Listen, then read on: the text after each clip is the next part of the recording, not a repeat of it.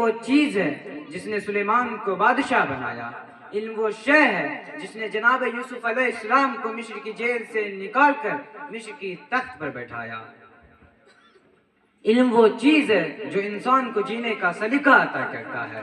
علم وہ چیز ہے انسان اور جانور میں جو فرق ہوتا ہے وہ علم کی بنیاد پر ہی ہوتا ہے۔ بے علم انسان، جاہل انسان، ان پڑھ انسان جانور سے بدتر سلوک کرتے ہیں، اس لیے انسان کے پاس جب تک علم نہ آ جائے اس وقت تک انسان عروج اور ترقی کی منزل کو حاصل نہیں کر سکتا۔ ہزاروں سال تک عبادت کرنے والے فرشتے، ہزاروں سال تک ستم تبارک میں سجدے کرنے والے فرشتے اگر حضرت آدم کے سامنے جھکے ہیں، جس وقت وہ جناب آدم کے سامنے جھکے تھے اس وقت حضرت آدم کے پاس نہ تو ایک وقت کا رکوع تھا، نہ ایک وقت کا سجدہ، نہ تو کوئی آپ نے تسبیح بیان کی تھی، نہ تو آپ نے باضابطہ طور پر کوئی عبادت کی تھی، پھر کیا وجہ تھی جو فرشتے حضرت آدم کے سامنے جھکتے ہوئے نظر آتے تھے؟ اس کی یہی وجہ تھی کہ جب اللہ تعالیٰ نے ہر فرشتوں کے سامنے ان اشیاء کو پیش کیا اور پوچھا اگر تم اپنے دعوے میں سچے ہو تو بتاؤ ان کے نام کیا ہے، لیکن فرشتوں نے لا علمی کا اظہار کرتے ہوئے کہا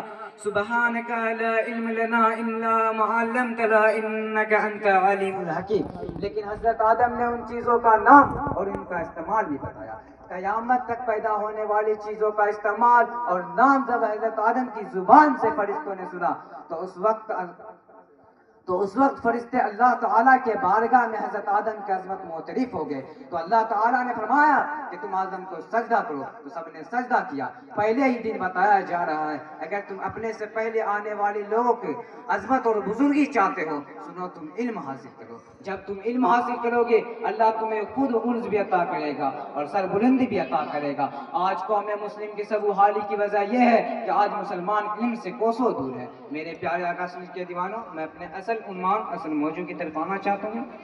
مردوں کے حوالے سے، مردوں کی تعلیم کے حوالے سے وارہا آپ سنتے رہتے ہیں کسی نے حفظ قرآن کر لیا ان کے ماں باپ کے سر پہ ذہب و تاج کرامت رکھا جائے گا، عالم جو ہے اتنی لوگوں کی شفاعت کرے گا، یہ سب باتیں حق ہے حق ہے حق ہے، لیکن یاد رکھیے کہ مردوں سے زیادہ پڑھنا اگر قیمتی ہے تو وہ عورتوں کا ہے، کیونکہ بہت بڑے مفکر نے فرمایا مرد نے پڑھا فرد نے پڑھا، عورت نے پڑھا تو پورے معاشرے نے پڑھا۔ جب عورت پڑھی لکھی ہو جائے گی، جب عورت کے پاس علم آ جائے گا، جب عورت شعور علم سے مالا مال ہو جائے گی تو پھر پورے معاشرے کا مزاج ہی کچھ اور ہوگا۔ میرے پیارے آقا صلی اللہ علیہ وسلم کے دیوانوں، وہ علم والی ہی تو تھی جس نے مسعود کو فرید الدین بنایا تھا، وہ علم والی ہی تو تھی جس نے محمد احمد کو نجام الدین بنایا تھا۔ میرے پیارے آقا صلی اللہ علیہ وسلم کے دیوانوں، آج جن حالات سے ہم گزر رہے ہیں،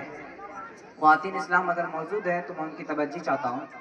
میرے پیارے آقا صلی اللہ علیہ وسلم کے دیوانوں، آج جن حالات سے ہم گزر رہے ہیں یہ حالات اتنے بدتر ہے کہ مسلم عورتوں کو گمراہ کرنے کی کوشش کی جا رہی ہے۔ کبھی یہ کہا جاتا ہے کہ مسلم عورتوں کو گھر میں رکھ کر بند کیا گیا ہے، کبھی یہ کہا جاتا ہے کہ مسلم عورتوں کو پردے میں رکھ کے اس پہ ظلم کیا گیا ہے۔ میرے پیارے آقا صلی اللہ علیہ وسلم کے دیوانوں، کیا مسلم عورتوں کو علم حاصل کرنے کی